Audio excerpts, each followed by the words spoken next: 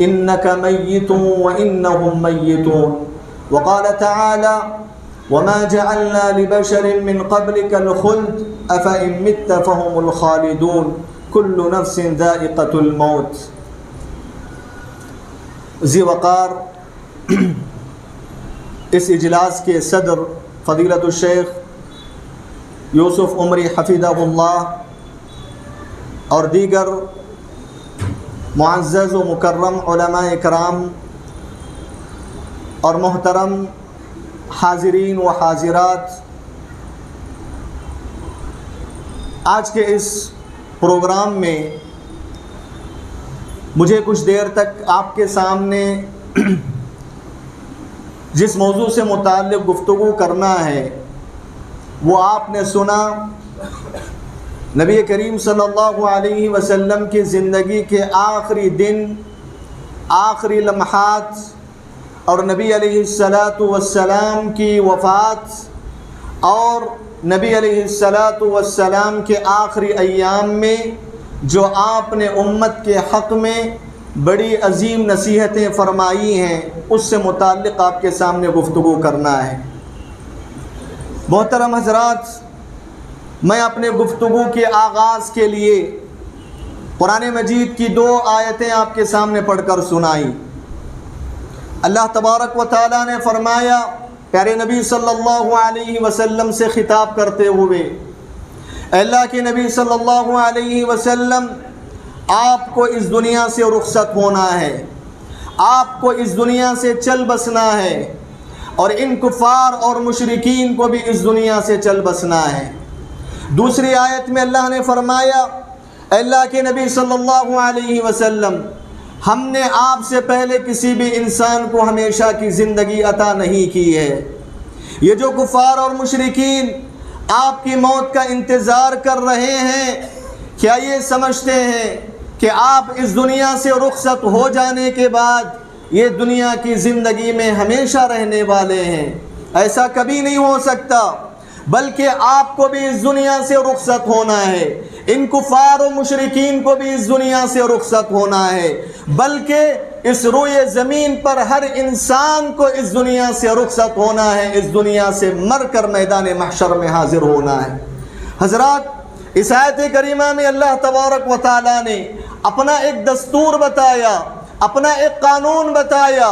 وہ دستور اور قانون یہ ہے کہ اللہ تبارک و تعالیٰ نے اس روئے زمین پر کسی بھی بشر و انسان کو ہمیشہ کی زندگی نہیں دی ہے۔ اس دنیا میں جتنے بھی انبیاء آئے ان کو اس دنیا سے جانا پڑا، اس دنیا میں جتنے بھی عمراء اور بادشاہ حکمران آئے ان تمام لوگوں کو اس دنیا سے جانا پڑا۔ اسی طرح میرے اور آپ کے آخری نبی محمد عربی صلی اللہ علیہ وسلم کو بھی اس دنیا سے رخصت ہونا ہے، اس دنیا سے مر کر جانا ہے۔ محترم حضرات، اللہ تبارک و تعالیٰ کے اس دستور کی روشنی میں، اللہ رب العالمین کے بنائے ہوئے اس قانون کے مطابق میرے اور آپ کے آخری نبی محمد عربی صلی اللہ علیہ وسلم اس دنیا میں آئے، اللہ تبارک و تعالیٰ کا دین پوری امانت و دیانتداری کے ساتھ امت تک پہنچایا، پھر اس کے بعد اس دنیا سے آپ رخصت ہو کر چلے گئے۔ حضرات، پیارے نبی صلی اللہ علیہ وسلم کی وفات جس مہینے میں ہوئی، اس سے کچھ مہینے پہلے نبی علیہ السلام مختلف مناسبتوں میں اپنے اقوال سے امت کو، صحابہ کرام کو یہ اشارہ دے رہے تھے کہ میرے اس دنیا سے جانے کا وقت بالکل قریب آ چکا ہے، میرے اس دنیا سے جانے کا وقت بالکل قریب آ چکا ہے۔ حضرات، حجۃ الوداع سے پہلے سورۃ النصر آیت کا نزول ہوتا ہے، جس میں اللہ تبارک و تعالیٰ نے یہ اشارہ دیا کہ اب نبی علیہ السلام کا جو مقصد تھا، نبی کا جو مشن تھا کہ دعوت دین امت تک پہنچ جائے، اللہ تبارک و تعالیٰ کا سچا پیغام دنیا والوں تک پہنچ جائے۔ جب یہ پیغام پہنچ جائے گا، جب لوگ فوج در فوج اسلام قبول کرنے لگ جائیں گے، اے اللہ کے نبی آپ کثرت سے اللہ کی تسبیح بیان کیجئے، آپ کثرت سے اللہ کی توبہ اور استغفار کرتے رہیے۔ اس صورت کے اندر دراصل اللہ تبارک و تعالی اس بات کا اشارہ دیا کہ نبی صلی اللہ علیہ وسلم کی وفات کا وقت بالکل قریب آ چکا ہے۔ اس صورت سے حضرت عمر بن الخطاب نے یہی بات سمجھی، حضرت عبداللہ ابن عباس رضی اللہ تعالی عنہ نے بھی یہی بات سمجھی۔ اسی طرح میرے بھائیوں، نبی علیہ السلام نے 10 سن ہجری میں اپنا سب سے پہلا اور اپنی زندگی کا آخری حج فرمایا، جسے حجۃ الوداع کہا جاتا ہے۔ پیارے نبی صلی اللہ علیہ وسلم نے حجۃ الوداع کے موقع پر اپنے ہاتھ سے 60 پر 3 اونٹوں کو ذبح کیا۔ علامہ ابن القیم رحمۃ اللہ علیہ کہتے ہیں کہ پیارے نبی صلی اللہ علیہ وسلم نے 60 پر 3 اونٹ جو اپنے ہاتھ سے ذبح فرمائے، دراصل اس میں اس بات کی طرف اشارہ تھا کہ نبی علیہ السلام کے 60 پر 3 سالہ زندگی بالکل مکمل ہونے جا رہی ہے۔ اب اس کے بعد نبی علیہ السلام اس دنیا سے رخصت ہونے والے ہیں۔ اسی طرح میرے بھائیوں، نبی علیہ السلام پر عرفات کے میدان میں قرآن مجید کی ایک آیت نازل ہوتی ہے جس میں دین کی تکمیل کی بات کہی گئی۔ اللہ نے فرمایا، آج کے دن میں نے تم پر اپنے دین کو مکمل کر دیا۔ میرے بھائیوں، بعض روایتوں سے معلوم ہوتا ہے جب یہ آیت نازل ہوئی، حضرت عمر بن الخطاب رضی اللہ عنہ زار و خطار رونے لگے، غمزدہ ہو گئے۔ حضرت عمر سمجھ گئے کہ اب دین کی تکمیل ہو چکی، نبی علیہ السلام نے اپنے پیغام کو، اپنی ذمہ داری کو پہنچا دیا۔ اب اس کے بعد نبی علیہ السلام کا اس دنیا سے رخصت ہونے کا وقت قریب آ چکا ہے۔ ایک مرتبہ حجۃ الوداع سے پہلے نبی علیہ السلام نے معاذ بن جبل رضی اللہ تعالی عنہ کو یمن کی طرف گورنر بنا کر بھیج رہے تھے۔ آپ نے معاذ سے کہا، اے معاذ، عسى ان تلقانی بعد عامی اللہ تلقانی بعد عامی هذا، اے معاذ یاد رکھو کہ ہو سکتا ہے کہ اس سال کے بعد تمہاری ملاقات مجھ سے نہ ہو، یہ تمہاری آخری ملاقات ہو میرے سے۔ اے معاذ، اگلے سال جب تم میری مسجد کے پاس سے گزرو گے تو تم میرے مسجد کے پاس سے اور میرے قبر کے پاس سے گزرو گے۔ حضرت معاذ بن جبل رضی اللہ تعالیٰ عنہ نے یہ بات سنی، سسک کر رونے لگے، زار و قطار رونے لگے۔ یہ احساس اپنے دل کے اندر بھڑک اٹھا کہ یہ نبی علیہ السلام کی میری آخری ملاقات ہے، اب اس کے بعد شاید نبی علیہ السلام سے میری ملاقات نہ ہو۔ نبی صلی اللہ علیہ وسلم نے یہاں بھی اپنی موت کی طرف امت کو اشارہ دیا۔ ایک مرتبہ پیارے نبی صلی اللہ علیہ وسلم ازواج مطہرات کے ساتھ بیٹھے ہوئے ہیں، امہات المومنین کے ساتھ بیٹھے ہوئے ہیں۔ فاطمہ رضی اللہ تعالی عنہا جو آپ کی سب سے چھوٹی، سب سے پیاری بیٹی تشریف لاتے ہیں۔ حدیث میں کہا گیا حضرت فاطمہ کے چلنے کا انداز نبی کے چلنے کا انداز تھا، اسی انداز سے چل کر آئی، مجلس میں داخل ہوئی۔ نبی علیہ السلام نے اپنے بیٹی فاطمہ سے استقبال کرتے ہوئے کہا، مرحباً ببنتی، اے میری بچی، تمہارے لیے آنا خوش آمدید ہو، چلے آؤ، میرے بازو بیٹھ جاؤ، بیٹا میرے بازو بیٹھ جاؤ۔ اللہ کے نبی صلی اللہ علیہ وسلم نے حضرت فاطمہ کو اپنے پاس بلا لیا اور آہستہ سے پیارے نبی نے ایک بات کہی۔ وہ بات سننے کے بعد فاطمہ رضی اللہ تعالی عنہ رو اٹھیں اور زار و قطار رونے لگی۔ پھر کچھ دیر کے بعد اللہ کے نبی صلی اللہ علیہ وسلم نے فاطمہ کو پھر اپنے سے قریب کیا، پھر آہستہ سے دوسری بات کہی۔ جب دوسری مرتبہ نبی نے سرگوشی کی، فاطمہ رضی اللہ عنہا زار و قطار ہنسنے لگی، ہنس پڑی۔ مجلس ختم ہونے کے بعد مائیں عائشہ صدیقہ رضی اللہ عنہا فاطمہ رضی اللہ عنہا سے پوچھتی ہیں، اے فاطمہ بتاؤ، نبی علیہ السلام نے تمہارے کان میں کیا سرگوشی کی تھی؟ ہاں، فاطمہ رضی اللہ عنہا نے کہا کہ اے عائشہ یہ نبی صلی اللہ علیہ وسلم کا راز ہے، میں اس راز کو افشا نہیں کرنا چاہتی، میں اس راز کو بتانا نہیں چاہتی۔ میرے بھائیوں، نبی علیہ السلام کا جب انتقال ہوا، اس دنیا سے رخصت ہو گئے، پھر مائیں عائشہ صدیقہ نے فاطمہ سے پوچھا، اے فاطمہ اب تو بتاؤ، نبی علیہ السلام نے اس وقت 2 سرگوشیاں آپ سے کی تھیں، وہ کن باتوں کی تھی؟ فاطمہ رضی اللہ عنہا کہتی ہیں اب میں آپ کو بتاؤں گی کہ نبی علیہ السلام نے اس وقت میرے کان میں 2 باتیں کیا کہی تھیں۔ فاطمہ کہتی ہیں کہ جب سب سے پہلے پیارے نبی نے میرے کان میں سرگوشی کی، جس کی وجہ سے مجھے زار و قطار رونا پڑا، نبی علیہ السلام نے مجھے بتایا تھا کہ حضرت جبرائیل علیہ السلام رمضان المبارک کے ہر سال مہینے میں میرے پاس آتے ہیں، میں 1 مرتبہ قرآن سناتا ہوں، لیکن اس سال میں نے حضرت جبرائیل علیہ السلام کو 2 مرتبہ قرآن سنایا ہے۔ بیٹی فاطمہ، میری اس دنیا سے جانے کا وقت قریب آ چکا ہے، اسی لیے بیٹی اللہ سے ڈرتے رہنا، صبر کرتے رہنا ہر مصیبت پر۔ پیارے نبی نے جب یہ بات کہی تو میں زار و قطار رونے لگ گئی کہ میرے باپ آخری نبی محمد عربی صلی اللہ علیہ وسلم اب اس دنیا سے رخصت ہونے والے ہیں۔ جب دوسری مرتبہ پیارے نبی صلی اللہ علیہ وسلم نے میرے کان میں سرگوشی کی تو آپ نے فرمایا، بیٹی فاطمہ کیا تم اس بات سے خوش نہیں ہو کہ تم جنت کی عورتوں کی سردار رہو گی، جنت کی عورتوں کی تمہیں سردار رہو گی، کیا تم اس بات سے خوش نہیں ہو؟ بعض روایتوں میں یہ بات معلوم ہوتی ہے پیارے نبی صلی اللہ علیہ وسلم نے فاطمہ سے کہا میرے رشتہ داروں میں، میرے اقربا میں، میرے گھر والوں میں سب سے پہلے مجھ سے ملنے والی تم رہو گی۔ سبحان اللہ، جب یہ بات سنی فاطمہ نے ہنس پڑی، خوش ہوئی کہ میرے رشتہ داروں میں سب سے پہلے نبی علیہ السلام سے ملنے والی میں ہی رہوں گی۔ پیارے نبی امام نووی رحمۃ اللہ علیہ نے کہا نبی کا معجزہ تھا، یہ نبی کی سرگوشی، نبی صلی اللہ علیہ وسلم کی پیشن گوئی تھی، باقاعدہ ویسے ہی ہوا جیسے نبی علیہ السلام نے کہا تھا۔ جو ہے تاریخ نگاروں نے لکھا کہ نبی کے وفات کے 6 مہینوں کے بعد فاطمہ رضی اللہ تعالی عنہا کی وفات ہوتی ہے۔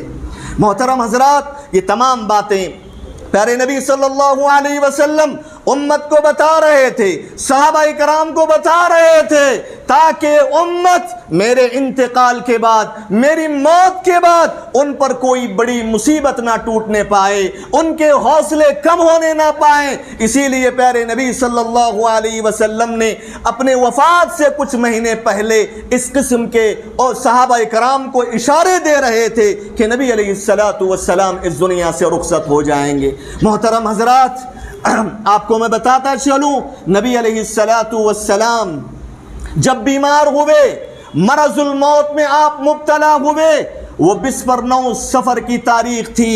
نبی علیہ السلام کا انتقال 12 ربیع الاول کو ہوتا ہے۔ 12 ربیع الاول سے پہلے سفر کا مہینہ پڑتا ہے۔ سفر کے ٹھیک 29 تاریخ کو نبی علیہ السلام مرض الموت میں مبتلا ہو جاتے ہیں۔ کب ہوتے ہیں؟ کیوں ہوتے ہیں؟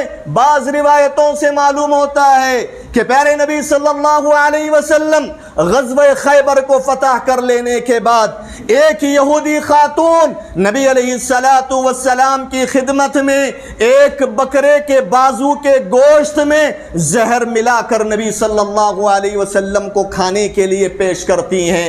نبی علیہ السلام اس کو چباتے ہیں، اچھے سے نگلتے بھی نہیں ہیں، لیکن وہ زہر اتنا قوی ہوتا ہے، اس کی وجہ سے نبی علیہ السلام مرض الموت میں مبتلا ہوتے ہیں۔ انس بن مالک رضی اللہ عنہ کہتے ہیں فما زلت اعرفها فی لہوات رسول اللہ صلی اللہ علیہ وسلم، میں نے اس کے بعد سے نبی علیہ السلام کے منہ میں اس زہر کی علامت کو پیارے نبی کی وفات تک محسوس کیا، میں نے دیکھا۔ حضرات، یہ سبب تھا کہ جس کی وجہ سے نبی صلی اللہ علیہ وسلم مرض الموت میں مبتلا ہوتے ہیں، اس سے تھوڑا پہلے پیارے نبی صلی اللہ علیہ وسلم کے دل میں خیال آتا ہے کہ بقی کی زیارت کی جائے، بقی والوں کے حق میں دعائے مغفرت کی جائے۔ نبی علیہ السلام بقی کے قبرستان کو جاتے ہیں، دعائے مغفرت کرتے ہیں، پھر اس کے بعد جب واپس لوٹ کر عائشہ رضی اللہ عنہا کے گھر میں آتے ہیں، آپ کا سر میں سخت درد شروع ہو جاتا ہے، اتنا سخت درد شروع ہوتا ہے میرے بھائیوں، صحابہ اکرام کہتے ہیں نبی علیہ السلام کا درد سر اتنا شدید تھا کہ جس کی وجہ سے آپ اپنے سر پہ پٹی باندھے ہوئے تھے، اور وہ پٹی بھی درد سر کی سختی کی وجہ سے گرم ہو چکی تھی۔ میرے بھائیوں، پیارے نبی صلی اللہ علیہ وسلم کے مرض الموت کی ابتدا آپ کے درد سر سے شروع ہوتی ہے۔ مائیں عائشہ کے گھر میں داخل ہوتے ہیں، داخل ہوتے ہوئے کہتے ہیں وَرَأْسَهُ یا عائشہ، اے عائشہ، ہائے درد سر، ہائے سر کے درد کی سختی۔ پیارے نبی صلی اللہ علیہ وسلم ان الفاظ میں ظاہر کرتے ہیں۔ یہ بات سن کے مائیں عائشہ بھی کہنے لگتی ہیں، اللہ کے نبی علیہ السلام، اتفاق سے آج بھی میرے سر میں درد ہو رہا ہے، سخت درد ہو رہا ہے۔ پیارے نبی صلی اللہ علیہ وسلم مائیں عائشہ سے کہتے ہیں، اے عائشہ، گھبرانے کی بات نہیں، سن لو، اگر تمہاری موت میرے سے پہلے ہو جائے، میں اپنے ان ہاتھوں سے تمہیں غسل دوں گا، میں اپنے ان ہاتھوں سے تمہیں کفناؤں گا، میں اپنے ان ہاتھوں سے تمہیں دفناؤں گا۔ پیارے نبی صلی اللہ علیہ وسلم نے یہ بات عائشہ سے کہی۔ حضرات، اس حدیث سے یہ بات بھی معلوم ہوتی ہے، یہ پیغام بھی ملتا ہے کہ اگر اگر بیوی کا انتقال ہو جائے، مردوں میں صرف اگر کوئی غسل دینا چاہتا ہے تو وہ صرف شوہر کے لیے اجازت ہے۔ اسی طرح اگر شوہر کا انتقال ہو جاتا ہے، اگر اس کو عورتوں میں کوئی غسل دے سکتی ہے تو وہ صرف بیوی دے سکتی ہے، اس کے علاوہ اور کوئی بھی غسل دینے کا مجاز نہیں ہوگا۔ حضرات، پیارے نبی صلی اللہ علیہ وسلم اس درد سر میں مبتلا ہوتے ہیں، اس درد سر کی وجہ سے پریشان رہتے ہیں۔ اس کے بعد میرے بھائیوں، پیارے نبی صلی اللہ علیہ وسلم کا یہ درد سر زیادہ ہوتا جاتا ہے۔ اسی دوران نبی علیہ السلام اپنے ازواج مطہرات کے گھر منتقل ہوتے رہتے ہیں، کیونکہ نبی صلی اللہ علیہ وسلم کی کئی بیویاں تھیں، کئی امہات المومنین تھیں۔ آپ کبھی ان کے گھر چلے جاتے، کبھی ان کے گھر چلے جاتے۔ سبحان اللہ، غور کرنے کی بات ہے میرے بھائیوں، نبی علیہ السلام اتنے سخت درد سر سے گزر رہے ہیں، اتنے پریشان ہیں، اس کے باوجود عدل و انصاف کا اعلیٰ نمونہ دیکھو کہ آپ اپنے بیویوں کے درمیان عدل و انصاف کرنے کو نہیں بھولا۔ آپ جو باریاں تقسیم کیے تھے، برابر ازواج مطہرات کے گھر منتقل ہو رہے تھے۔ پٹی بندھی ہوئی ہے اور درد سر کی سختی کی وجہ سے وہ پٹی گرم ہو چکی ہے، اس کے باوجود سبحان اللہ عدل و انصاف کا اعلیٰ نمونہ پیش کر رہے تھے اپنے بیویوں کے درمیان۔ حضرات، اس سے بات معلوم ہوتی ہے، ایک امتی ہونے کے ناطے اگر کسی مسلمان کی ایک سے زائد بیویاں ہیں، اس کو اللہ سے ڈرنا چاہیے، عدل و انصاف کو قائم رکھنا چاہیے، اور اس کو یاد رکھنا چاہیے اگر کسی کی ایک سے زائد بیویاں ہوں، اگر دونوں کے درمیان عدل و انصاف کو قائم نہ رکھتا ہو، میرے بھائیوں، قیامت کے دن پیارے نبی فرماتے ہیں وہ اس حالت میں آئے گا کہ اس کا ایک بازو جھکا ہوا ہوگا۔ اللہ تبارک و تعالی میدان محشر میں اس کے بارے میں یہ بتائے گا، یہ آدمی ایسا تھا جو ایک سے زائد بیویاں تھیں لیکن عدل و انصاف برقرار نہیں رکھتا تھا۔ حضرات، پیارے نبی صلی اللہ علیہ وسلم کا جب مرض بڑھتا گیا، مرض الموت بڑھتا گیا، ایک ہفتہ پہلے نبی علیہ السلام کی وفات سے ایک ہفتہ پہلے نبی علیہ السلام جب سخت درد میں مبتلا تھے، آپ کی زبان سے یہ الفاظ جاری تھے، این انا غدن، این انا غدن، کل کے دن کس کے پاس میری باری ہے، کل کے دن کس کے گھر میں میری باری ہے۔ سبحان اللہ، پیارے نبی صلی اللہ علیہ وسلم کی خواہش تھی کہ آپ کے زندگی کے آخری لمحات مائیں عائشہ صدیقہ رضی اللہ تعالی عنہا کے گھر میں گزریں۔ پیارے نبی صلی اللہ علیہ وسلم ظاہر نہیں کر رہے تھے لیکن دل میں خواہش تھی اور کہہ رہے تھے، این انا غدن، کل کے دن کہاں باری ہے، کس کے گھر میں میری باری ہے۔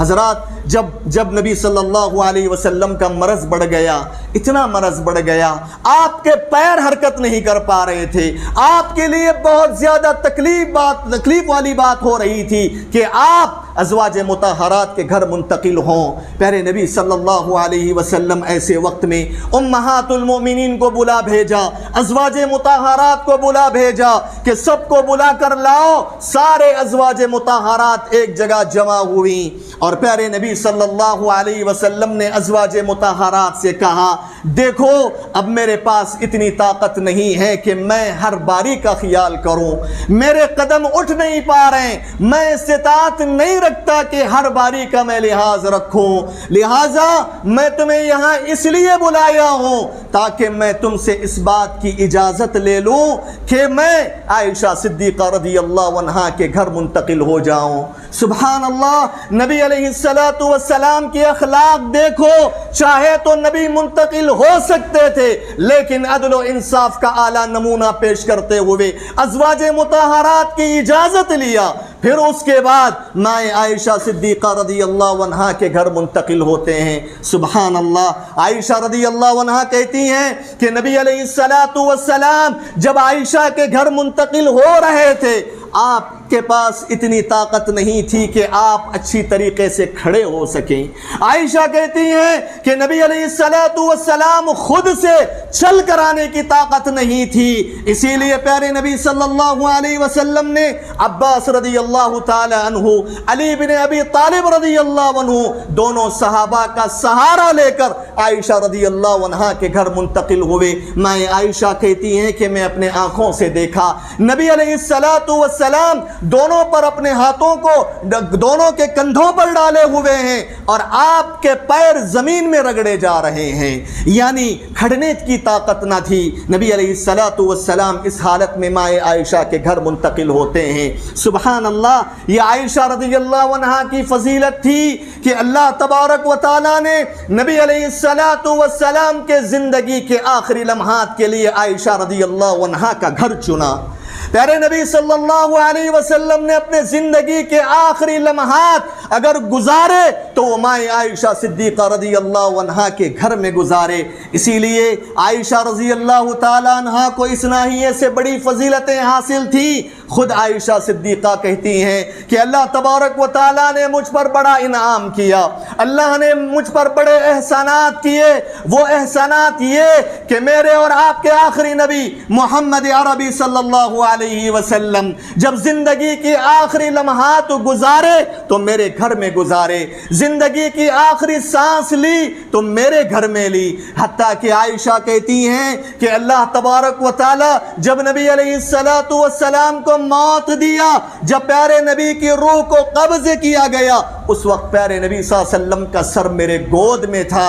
عائشہ کہتی ہیں کہ اللہ تبارک و تعالیٰ نے نبی علیہ السلام کی موت سے پہلے کچھ دیر پہلے اللہ تبارک و تعالیٰ نے میرے تھوک سے نبی کے تھوک کو ملا دیا، جس کی تفصیل انشاءاللہ آگے آئے گی۔ حضرات، یہ عائشہ رضی اللہ تعالی عنہا کی فضیلتیں تھیں۔ اللہ تبارک و تعالیٰ نے خصوصیت کے ساتھ عائشہ کو چن لیا تھا۔ اب اس کے بعد نبی علیہ السلام سخت بیماری میں مبتلا ہیں۔ عائشہ رضی اللہ عنہا کے گھر میں جو ہے زندگی کے آخری ایام گزار رہے ہیں، جب سخت بیمار ہو گئے، سخت بوجھل ہو گئے۔ عائشہ کہتی ہیں کہ نبی علیہ السلام بیماری میں سورہ اخلاص، سورہ فلق اور سورہ ناس، یہ تین سورتیں پڑھتے تھے، اپنے ہاتھوں میں پھونکتے تھے اور اپنے جسم پر پھیر لیا کرتے تھے۔ عائشہ کہتی ہیں نبی علیہ السلام جب اتنے بیمار ہو گئے کہ آپ کے ہاتھ صحیح سے اٹھ نہیں پا رہے تھے، آپ کی زبان سے الفاظ صحیح سے نکل نہیں پا رہے تھے، عائشہ کہتی ہیں کہ میں اللہ کے نبی صلی اللہ علیہ وسلم پر دم کیا کرتی تھی، سورہ اخلاص پڑھتی تھی، سورہ فلق پڑھتی تھی، سورہ ناس پڑھتی تھی، اور یہ پڑھ کر اللہ کے نبی صلی اللہ علیہ وسلم کے جسم پر دم کیا کرتی تھی۔ دم کرنے کے لیے میں اپنے ہاتھوں کا استعمال نہیں کرتی تھی بلکہ نبی علیہ السلام کے ہاتھوں کا استعمال کرتی تھی۔ یہ تین سورتیں پڑھنے کے بعد نبی کے ہاتھوں پہ میں پھونکتی، پھر نبی صلی اللہ علیہ وسلم کے ہاتھوں کو لے کر ان کے جسم پر پھیر دیا کرتی۔ کیوں؟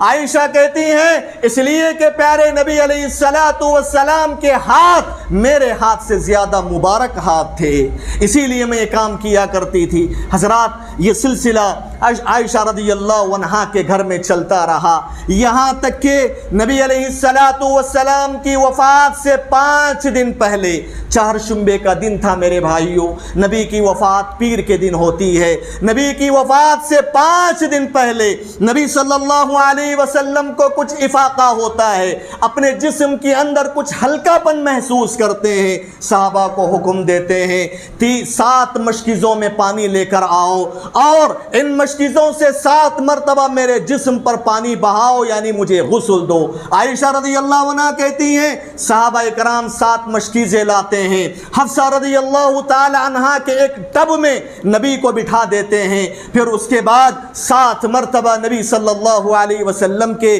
جسم پر پانی انڈھیل دیتے ہیں۔ اللہ کے نبی صلی اللہ علیہ وسلم کا بخار، نبی علیہ السلام کی طبیعت کچھ اچھی محسوس ہونے لگتی ہے، فوراً مسجد نبوی تشریف لاتے ہیں، مسجد نبوی تشریف لا کر ممبر میں کھڑے ہو جاتے ہیں یا بیٹھ جاتے ہیں، ممبر کا استعمال کر کے خطبہ دیتے ہیں۔ یہ خطبہ نبی علیہ السلام کی زندگی کا آخری خطبہ تھا، نبی علیہ السلام کی آخری مجلس تھی جس میں نبی نے خطبہ دیا۔ حضرات بعض روایتوں سے معلوم ہوتا ہے کہ یہ خطبہ نبی نے کیوں دیا، اس کی وجہ بعض روایتوں سے معلوم ہوتی ہے کہ جب ابو بکر الصدیق رضی اللہ تعالی عنہ، عباس ابن عبد المطلب رضی اللہ تعالی عنہ کا گزر انصاری صحابہ کے پاس سے ہوتا ہے، انصاری صحابہ زار و قطار رو رہے ہیں، بے تحاشا رو رہے ہیں، وجہ پوچھتے ہیں کہ کیوں رو رہے ہو؟ انصاری صحابہ کہتے ہیں اس لیے رو رہے ہیں کیونکہ نبی علیہ السلام کی مجلسیں اب دیکھنے کو نہیں مل رہی ہیں، نبی علیہ السلام کی مجلسیں اب دیکھنے کو نہیں مل رہی ہیں، اسی لیے رونا آ رہا ہے۔ پیارے نبی صلی اللہ علیہ وسلم نے اسی وجہ سے ممبر کا استعمال کیا۔ معلوم ہوا کہ نبی صلی اللہ علیہ وسلم صرف خطب جمعہ کے لیے ممبر کا استعمال نہیں کرتے تھے بلکہ خطب جمعہ کے علاوہ دوسری نصیحتوں اور وعظ کی مناسبت سے بھی ممبر کا استعمال کرتے تھے۔ نبی علیہ السلام ممبر پہ بیٹھے، آپ نے خطبہ ارشاد فرمایا، آپ نے اس خطبے کے اندر اہم باتیں بتائیں۔ سب سے پہلی نصیحت نبی نے یہ فرمائی کہ اوصیکم بالانصار، اوصیکم بالانصار فانہم کرشی وعیبتی، لوگوں میں انصار کے بارے میں تمہیں وصیت کرتا ہوں، انصاری صحابہ کے حقوق کی پاسداری کرو، ان کے حقوق کو پامال نہ کرو بلکہ انصاری صحابہ سے لگاؤ رکھو کیونکہ وہ میرے خاص لوگ ہیں۔ سبحان اللہ، انصاری صحابہ کی بڑی فضیلتیں ہیں میرے بھائیوں، انصاری صحابہ سے محبت یہ ایمان کی دلیل ہے۔ آیت الایمان حب الانصار و آیت النفاق بغض الانصار، انصاری صحابہ سے محبت کرنا یہ ایمان کی دلیل ہے اور انصاری صحابہ سے بغض رکھنا یہ منافقوں کی دلیل ہے، یہ نفاق کی دلیل ہے۔ اس کے بعد پیارے نبی صلی اللہ علیہ وسلم نے اس خطبے میں یہ بات بھی بیان فرمائی کہ عبد خیرہ اللہ بین ان یؤتیہ زہرۃ الدنیا و بین ما عندہ فاختار ما عندہ۔ آپ صلی اللہ علیہ وسلم نے فرمایا کہ اللہ تبارک و تعالیٰ نے مجھے 2 باتوں کا اختیار دیا، 2 باتوں کا اختیار دیا، یا تو یہ ہے کہ میں دنیا کی رنگینیوں کو اختیار کر کے ابھی لمبی زندگی گزاروں، یا پھر یہ کہ میں اللہ تبارک و تعالیٰ کے پاس جو جنت کی نعمتیں ہیں ان نعمتوں کو اختیار کروں۔ حضرات مائیں عائشہ صدیقہ کہتی ہیں اللہ تبارک و تعالیٰ ہر نبی کو موت سے پہلے یہ 2 آپشن دیتا ہے، یا تو وہ زندگی کو اختیار کرے، ان کی لمبی عمر کر دی جائے گی، یا پھر یہ کہ وہ اللہ تبارک و تعالیٰ کے پاس جو نعمتیں ہیں ان نعمتوں کو اختیار کیا کریں۔ میرے بھائیوں، پیارے نبی صلی اللہ علیہ وسلم نے اللہ تعالیٰ کی نعمتوں کو اختیار کیا، دنیا کی رنگینیوں کو اختیار نہیں کیا۔ یہ بات دیگر صحابہ کو سمجھ میں نہیں آئی، ابو بکر صدیق رضی اللہ عنہ سمجھ جاتے ہیں، زار و قطار رونے لگتے ہیں۔ ابو سعید کہتے ہیں کہ ابو بکر کیوں روتے ہو، کس وجہ سے روتے ہو؟ ابو بکر صدیق رضی اللہ تعالی عنہ کہتے ہیں اس حدیث کے اندر، پیارے نبی کی اس بات، پیاری بات کے اندر اس بات کا اشارہ ہے کہ نبی علیہ السلام بہت جلد اس دنیا سے رخصت ہونے والے ہیں، اس دنیا سے جانے والے ہیں۔ ابو بکر صدیق جب رونے لگے، زار و قطار رونے لگے، پیارے نبی نے ابو بکر صدیق سے کہا اے ابو بکر نہ رونا، اے ابو بکر نہ رونا، اِنَّا مَنَّ النَّاسِ عَلَيَّ فِي صُحْبَتِهِ وَمَالِهِ ابو بکر، پیارے نبی نے اس خطبے میں یہ بات بھی بیان فرمائی، اللہ کی قسم میرے اوپر صحابہ اکرام کے بہت سارے احسانات ہیں، میں نے تمام صحابہ کے احسانات کو چکا دیا سوائے ابو بکر صدیق کے۔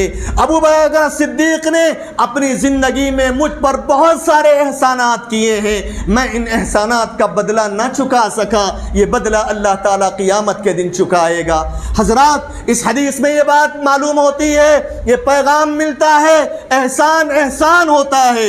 ایک مسلمان کو چاہیے کہ وہ دوسرے احسانات کو یاد رکھے، احسان فراموش نہ بنے، احسان شناس بنے، احسان کو یاد رکھے، اور احسان کرنے والا چاہے کافر ہی کیوں نہ ہو۔ یہ پیارے نبی صلی اللہ علیہ وسلم کا طریقہ تھا کہ آپ ایسے بیماری کے وقت بھی میرے بھائیوں صحابہ کرام کے احسانات کو یاد کیا، ابو بکر صدیق رضی اللہ تعالی عنہ کے احسانات کو یاد کیا۔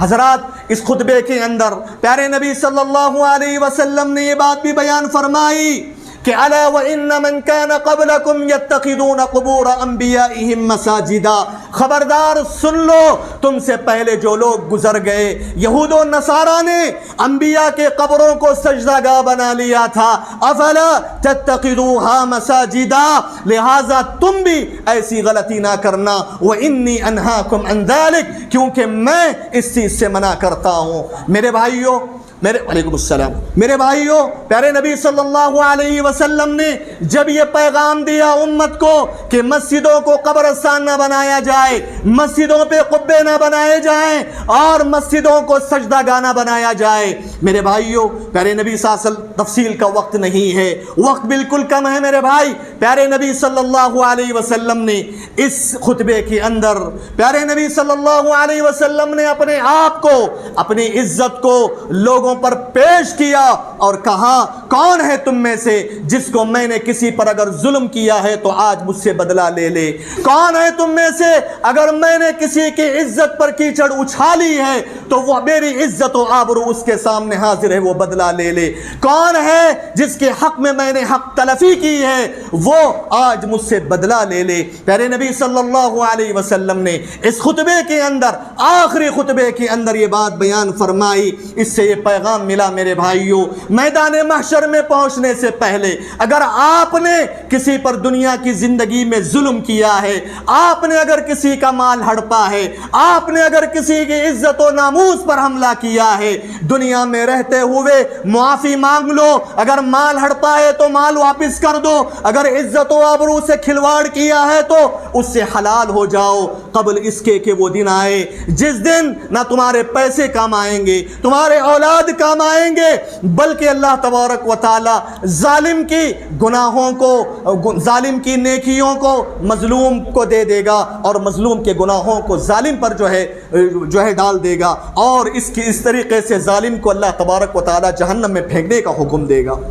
حضرات پیارے نبی صلی اللہ علیہ وسلم جب 5 دن سے پہلے، جب پیارے نبی صلی اللہ علیہ وسلم ان 5 دن سے وفات سے 5 دن پہلے آپ نماز پڑھاتے رہے، آپ خود امامت کرواتے رہے، اور اس کے بعد نبی علیہ السلام کا جب اگلا دن آیا، پیر کا دن تھا، جمعرات کا دن تھا، جمعرات کے دن پیارے نبی نماز پڑھاتے رہے، امامت کرواتے رہے، لیکن مغرب کی نماز کا جب وقت ہوا تو نبی علیہ السلام نے مغرب کی نماز آخری نماز پڑھائی، جس نماز میں آپ اپنے سر پر پٹی باندھے ہوئے تھے، آپ نے سورہ مرسلات کی تلاوت فرمائی، لیکن جب عشاء کا وقت آنا تھا، عشاء کے وقت آنے سے پہلے آپ سخت بیمار ہو گئے، اتنے بیمار ہو گئے آپ اٹھ نہ سکے۔ صحابہ سے کہا اے صحابہ مجھ پر ایک مرتبہ غسل دو، پانی بہا دو۔ صحابہ نے پانی بہایا، کچھ دیر کے لیے افاقہ ہوا، پھر اٹھنے جا رہے تھے، پھر بے ہوش ہو گئے۔ نبی صلی اللہ علیہ وسلم نے کہا دوبارہ پانی اونڈھیلو، پھر نبی صلی اللہ علیہ وسلم پر غشی طاری ہوئی، 3 مرتبہ ایسے ہوا۔ اس کے بعد نبی صلی اللہ علیہ وسلم کوشش کر رہے تھے امامت کرانے کی، لیکن نہ ہو سکا۔ اس کے بعد صحابہ کرام کو حکم دیا مروا ابا بکر فلیصلی بالناس، ابو بکر کو حکم دو کہ وہ لوگوں کی امامت کرائیں۔ حضرات پیارے نبی صلی اللہ علیہ وسلم کے اس حکم کی تعمیل کرتے ہوئے ابو بکر صدیق رضی اللہ تعالی عنہ نے امامت کروائی۔ عشاء کی نماز سے لے کر میرے بھائیوں یوم السبت یعنی ہفتے کے دن کے فجر کی نماز تک ابو بکر صدیق پڑھاتے رہے، اور پیارے نبی صلی اللہ علیہ وسلم سخت بیماری کی وجہ سے عائشہ صدیقہ رضی اللہ عنہا کے گھر میں رہے۔ میرے بھائیوں جب ہفتے کا دن تھا، ہفتے کے دن ظہر کی نماز کا وقت تھا، نبی صلی اللہ علیہ وسلم کو تھوڑا طبیعت میں ہلکا پن محسوس ہوتا ہے۔ پھر اس کے بعد پیارے نبی صلی اللہ علیہ وسلم مسجد میں نماز پڑھانے کی غرض سے نکلتے ہیں، اور اس وقت ابو بکر صدیق رضی اللہ تعالی عنہ لوگوں کی امامت کرا رہے ہیں۔ مورخین نے لکھا، بعض روایتوں سے پتہ چلتا ہے کہ وہ ظہر کی نماز تھی۔ ظہر کی نماز ابو بکر صدیق ہفتے کے دن پڑھا رہے ہیں۔ پیارے نبی صلی اللہ علیہ وسلم جب گھر سے نکلتے ہیں، ابو بکر صدیق محسوس کرتے ہیں کہ نبی صلی اللہ علیہ وسلم آ رہے ہیں۔ ابو بکر صدیق اپنے مصلی کو چھوڑنے کے لیے تیار ہوتے ہیں۔ میرے نبی کہتے ہیں اپنے اشارے سے نہیں، تم اسی جگہ کھڑے رہو۔ ابو بکر صدیق اسی جگہ کھڑے ہوتے ہیں۔ پیارے نبی صلی اللہ علیہ وسلم ابو بکر صدیق کے بائیں جانب آ کر بیٹھ جاتے ہیں۔ اس طریقے سے ابو بکر صدیق نبی علیہ السلام کی اقتداء میں نماز پڑھ رہے ہوتے ہیں، اور سارے کے سارے صحابہ ابو بکر صدیق رضی اللہ عنہ کی اقتداء میں نماز ادا کر رہے ہوتے ہیں۔ میرے بھائیوں ظہر کی نماز ختم ہونے کے بعد پیارے نبی صلی اللہ علیہ وسلم اپنے گھر تشریف لے جاتے ہیں۔ پھر حدیثوں میں آیا یہ نبی صلی اللہ علیہ وسلم کی زندگی کی آخری نماز تھی جو آپ نے جماعت کے ساتھ پڑھائی۔ اس کے بعد نبی کو یہ طاقت نہ ہوئی کہ آپ مسجد میں آ کر نماز پڑھائیں۔ حضرات ہفتے کا دن تھا، ہفتے کا دن بھی گزر گیا، ابو بکر صدیق رضی اللہ عنہ امامت کروا رہے تھے۔ پھر جب اتوار کا دن آیا، نبی صلی اللہ علیہ وسلم کی وفات پیر کے دن ہوئی، پیر کے دن سے پہلے اتوار کا دن آیا۔ اتوار کے دن عالم یہ تھا میرے بھائیوں، نبی علیہ السلام کی جو جنگی لباس ہے وہ یہودی کے پاس بطور رہن رکھی ہوئی ہے، 30 سا جو کے مقابلے میں رہن کے طور پہ رکھی ہوئی ہے۔ عائشہ صدیقہ کہتی ہیں کہ پیارے نبی کی وفات پیر کے دن ہوئی، اتوار کی رات کو عالم یہ تھا گھر کا کہ چراغ جلانے کے لیے تیل بھی میسر نہیں تھا۔ عائشہ صدیقہ رضی اللہ عنہ اپنی پڑوسی کے پاس آریتن تیل کو لیتی ہیں اور جو ہے چراغ کو جلاتی ہیں۔ پیارے نبی صلی اللہ علیہ وسلم جب اگلے دن پیر کے دن جب آپ صبح کرتے ہیں، فجر کی نماز کا وقت ہے، پیارے نبی صلی اللہ علیہ وسلم عائشہ رضی اللہ عنہ کے گھر میں موجود ہیں، اور عائشہ رضی اللہ تعالی عنہ کے گھر میں رہ کر نبی علیہ السلام دیکھتے ہیں کہ صحابہ اکرام جماعت کے ساتھ فجر کی نماز پڑھ رہے ہیں، ابو بکر امامت کروا رہے ہیں۔ آپ اپنے گھر کا پردہ ہٹاتے ہیں اور جھانک کر دیکھتے ہیں کہ صحابہ اکرام کی جماعت کے ساتھ نماز پڑھ رہی ہے۔ یہ منظر دیکھ کر آپ خوش ہو جاتے ہیں، مسکراتے ہیں، ہنستے ہیں۔ میرے بھائیوں ابو بکر صدیق محسوس کرتے ہیں کہ اللہ کے نبی صلی اللہ علیہ وسلم آنا چاہتے ہیں، نبی صلی اللہ علیہ وسلم ابو بکر مصلی سے ہٹنا چاہتے ہیں، نبی صلی اللہ علیہ وسلم اشارے سے کہتے ہیں کہ نہیں نماز جاری رکھو۔ ابو بکر صدیق جاری رکھتے ہیں نماز۔ بعض روایتوں میں یہ بات بھی آئی ہے کہ پہلی رکعت ابو بکر صدیق نماز پڑھاتے ہیں، دوسری رکعت میں نبی صلی اللہ علیہ وسلم شامل ہو جاتے ہیں، لیکن امامت کی حیثیت سے نہیں، ابو بکر صدیق کے پیچھے مقتدی کی حیثیت سے شامل ہوتے ہیں۔ اس طریقے سے میرے بھائیوں فجر फजर की नमाज जो है ख़त्म हो जाती है, फिर उसके बाद उसी वक्त उसी दौरान अल्लाह के नबी सल्लल्लाहु अलैहि वसल्लम सहाबा इकराम की जमात को देखकर अपने घर के अंदर शहादत की उंगली उठाकर अल्लाह से कहते हैं, ऐ अल्लाह तू गवाह रहना, जो तूने मुझे जिम्मेदारी सौंपी थी मैंने उस जिम्मेदारी को बहुस्न खूबी अंजाम दिया है। हजरात, उसके बाद चाश का वक्त होता है, प्यारे नबी सल्लल्लाहु अलैहि वसल्लम आयशा के घर में मौजूद होते हैं। अब्दुर्रहमान जो आपके साले हैं घर में आपकी ज़ियारत के लिए दाखिल होते हैं। आपके हाथ में जो है मिसवाक होता है, आप मिसवाक कर रहे हैं। नबी सल्लल्लाहु अलैहि वसल्लम मिसवाक पर अपनी आँखों को जमा देते हैं। आयशा समझ जाती हैं कि नबी सल्लल्लाहु अलैहि वसल्लम मिसवाक चाहते हैं। आयशा सिद्दीक़ा कहती हैं कि अल्लाह के नबी क्या मिसवाक चाहिए? नबी अपने सर से इशारा करते हैं कि हाँ। आयशा सिद्दीक़ा अब्दुर्रहमान से लेती हैं, नबी सल्लल्लाहु अलैहि वसल्लम के हवाले करती हैं। नबी उसको चबाने की कोशिश करते हैं, चबाने की ताकत नहीं होती है। आयशा कहती हैं अल्लाह के नबी मैं तुम्हारे लिए नरम करके देती हूँ। आयशा लेती हैं, मिसवाक चबाती हैं, नरम करती हैं, फिर प्यारे नबी सल्लल्लाहु अलैहि वसल्लम को देती हैं। सुभान अल्लाह, यही वो मकाम है जिसके बारे में आयशा कहा करती, अल्लाह तबारक व तआला प्यारे नबी की मौत से पहले मेरे थूक से नबी के थूक को मिला दिया। सुभान अल्लाह, प्यारे नबी सल्लल्लाहु अलैहि वसल्लम मिसवाक कर रहे हैं। मकसद ये था कि अब अल्लाह से जा मिलने वाले हैं, पाकिज़गी की हालत में जा मिलें, आपका मुंह पाक व साफ रहे, इस हालत में नबी सल्लल्लाहु अलैहि वसल्लम अल्लाह से जा मिले, ये मकसद था। हजरात मेरे भाइयों, आयशा सिद्दीक़ा कहती हैं नबी सल्लल्लाहु अलैहि वसल्लम के हाथ में मिसवाक है, आप मिसवाक कर रहे हैं। रूह कब्ज़ होने का बिल्कुल वक्त करीब आ चुका है और रूह कब्ज़ होने से पहले फिर अल्लाह तबारक व तआला नबी सल्लल्लाहु अलैहि वसल्लम को इख्तियार देता है, चाहे तो दुनिया की रंगीनियों को इख्तियार कर लो या फिर अल्लाह के पास जो नेमतें हैं उसको इख्तियार कर लो। प्यारे नबी सल्लल्लाहु अलैहि वसल्लम अल्लाह की नेमतों को इख्तियार करते हुए ये ज़बान से अल्फाज निकालते हैं, मअन नबिय्यीना व सिद्दीक़ीना व शुहदाए व सालिहीन, ऐ अल्लाह मेरा हश्र नबियों के साथ कर दे, ऐ अल्लाह मेरा हश्र शुहदा और सुलहा के साथ कर दे। फिर उसके बाद माए आयशा कहती हैं नबी सल्लल्लाहु अलैहि वसल्लम की उंगली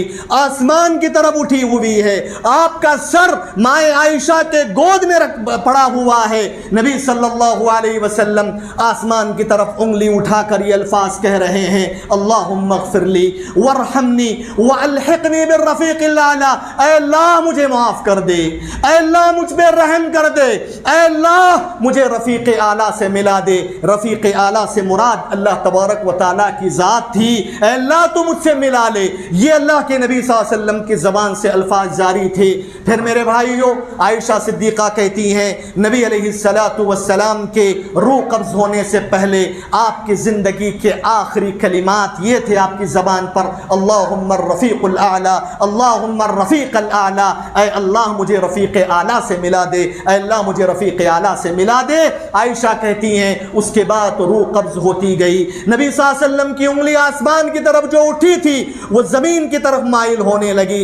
इस तरीके से प्यारे नबी सल्लल्लाहु अलैहि वसल्लम की रिसालत और आफ्ताब रिसालत पीर के दिन 12 रबीउल अव्वल को सन 11 हिजरी में चाश के वक्त नबी अलैहिस्सलातु वस्सलाम इस दुनिया से रुखसत हो जाते हैं। मेरे भाइयों, वक्त नहीं कि आपके सामने मज़ीद बातें रखूं, आखिर में 2 मिनट में ये बात कहना चाहूँगा। नबी सल्लल्लाहु अलैहि वसल्लम ने अपनी उम्मत के हक़ में बहुत सारी आखिरी लम्हात में नसीहतें फरमाई।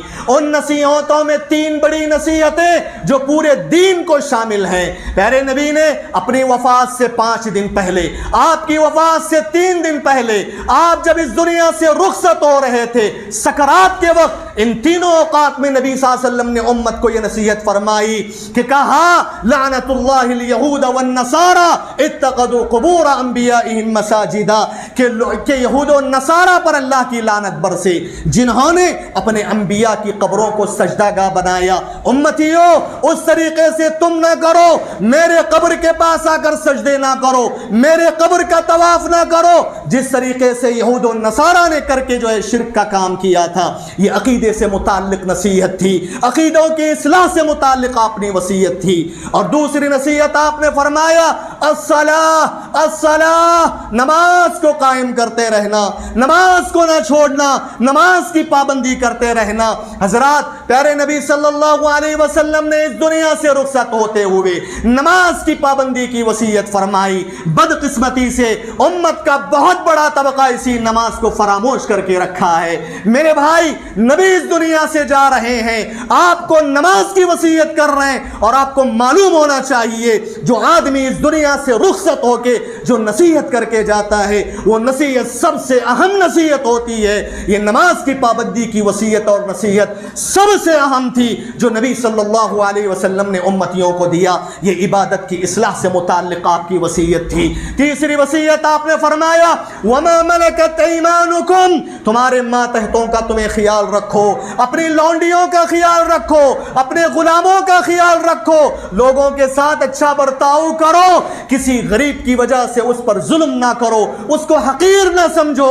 پیارے نبی صلی اللہ علیہ وسلم نے یہ تیسری وصیت زندگی کے آخری لمحات میں فرمائی تھی کہ لوگ اپنے ماتحتوں کا خیال رکھیں، اور یہ نصیحت اخلاق سے متعلق تھی، یہ نصیحت اخلاق اور معاملات سے متعلق تھی۔ اور دین اسی چار چیزوں کا نام ہے، ایک عقائد ہیں، دوسرے عبادات ہیں، تیسرے اخلاق ہیں، چوتھے معاملات ہیں۔ نبی کی جو آخری وصیتیں ایک ایک منٹ کی وصیتوں میں پورے دین کو نبی نے سمیٹ کر امت کو پیغام دیا کہ دین پر قائم رہنا، دین پر ثابت قدم رہنا۔ میں معذرت کے ساتھ کچھ وقت زیادہ لے لیا، میں اسی بات پر اپنی بات ختم کرتے ہوئے رب ذوالجلال سے دعا کرتا ہوں کہ رب العالمین ہم تمام لوگوں کو یہ پیارے نبی صلی اللہ علیہ وسلم کی جو عظیم نصیحتیں تھیں، جو عظیم پیارے نبی کی نصیحتیں اور وصیتیں تھیں، اس کی پابندی کرنے کی اللہ تعالی ہم سب کو توفیق عطا فرمائے، اور اللہ تبارک و تعالی ساری امتیوں کی طرف سے پیارے نبی صلی اللہ علیہ وسلم کو جزائے خیر عطا فرمائے۔ آمین۔ اقول قولی ھذا واستغفر اللہ لی